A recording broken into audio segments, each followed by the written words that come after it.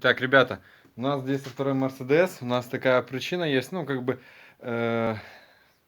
очень сильно шумит моторчик печки такой, как будто туда что-то попало. Но много видео на ютубе, которые говорят о том, то, что надо снимать моторчик, там он смазывается, там все это надо менять. Ну, да, на самом деле это так и есть. Но есть еще одна причина, которая реально, это первоначальная, то, что вы должны посмотреть.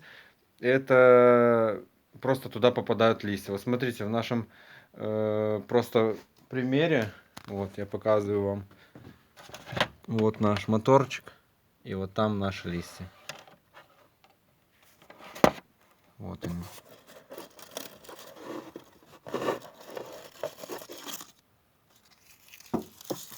Просто достаем их, и все. И не надо покуда ничего разбирать. Реально вот. А попадают они через вот этот вот дворник. Снимается вот эта пластмасска. Вот эта пластмасска. И все, 5 минут работы. Так что, как бы, ну, не спешите там лезть в эти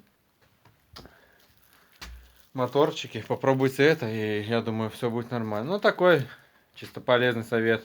Так что, ребята, все, всем удачи. Пока.